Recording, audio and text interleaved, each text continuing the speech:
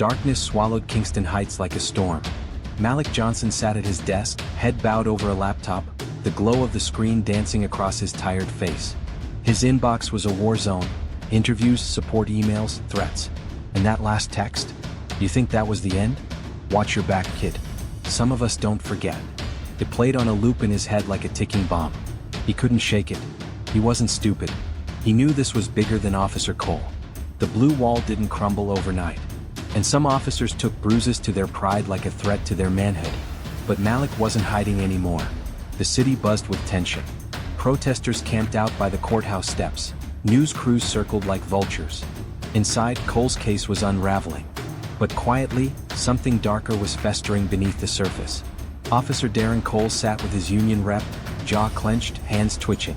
He wasn't used to this: the public eye, the judgment, the consequence. He blamed Malik, not his own actions. "That boy cost me everything," he spat. His partner, Officer Lenny Parks, leaned in, voice low. "You think this is over? You really think that judge ain't playing a long game?" Cole narrowed his eyes. "Then so will I." Malik stepped into the local community center, where he used to tutor before all this exploded. Cheers erupted. Kids ran to him. Parents clapped his back. He was the kid from the news, the one who stood tall. "You're the reason my boy wants to go to college," a mother said, tears in her eyes. Malik smiled, but inside his gut twisted. He didn't want to be famous for surviving a cop's boot. He wanted to be known for building something, creating something, changing the story. He took the stage that night to speak raw, real. "I'm not here because I'm strong. I'm here because I'm tired. Tired of being seen as a threat just because of my skin.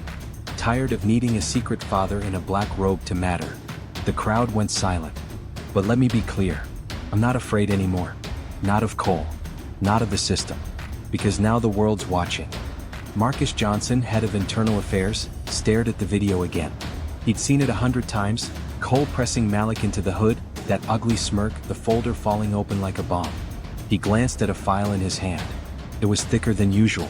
Cole had a history. 5 complaints. All buried. One from a Latino teenager, eerily similar to Malik's case. Marcus rubbed his temples. He was tired too. It was time to flip the script. Cole walked into the courtroom with his chin up, but his swagger was gone. Judge Peterson sat high above him, robe stiff, eyes sharper than knives. "This isn't just about what you did," Peterson said. "It's about what you represent." Cole's lawyer interrupted, but Peterson shut it down. "You silenced voices for years. Now we speak." He nodded. The doors opened, and in walked Marcus Johnson with 3 young men. One of them limped. Another had a scar across his cheek.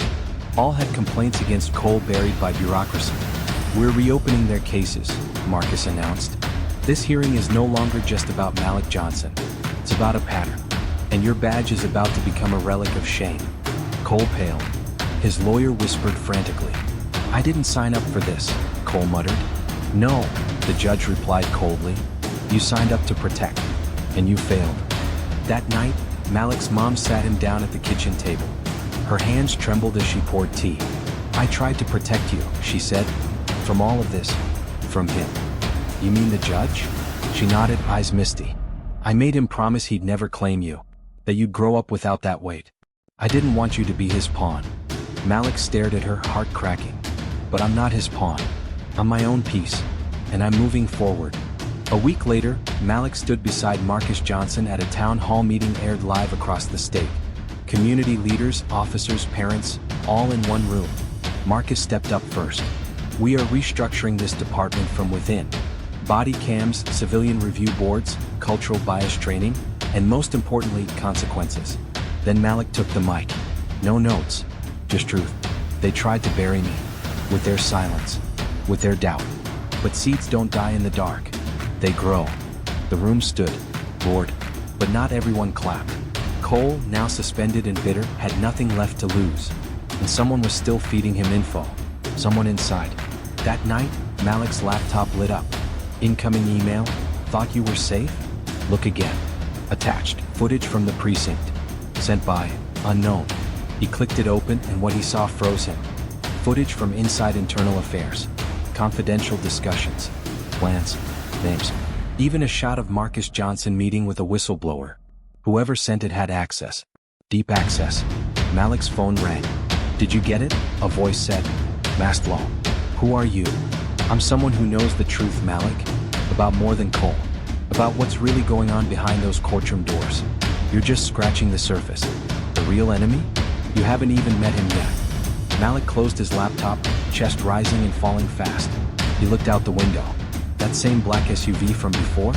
It was gone. But in its place was a different car. This time parked outside the courthouse. A message was spray painted across its side in red. "The judge can't protect you forever." Malik's breath hitched. Not out of fear. Out of clarity. Because now he understood something bigger was coming. This wasn't about one cop anymore. This was about a system. A shadow network. And he had just become their target. Powerful life lesson. The truth doesn't need permission to be told. And when silence is no longer safe, speaking up becomes the greatest act of revolution. To be continued.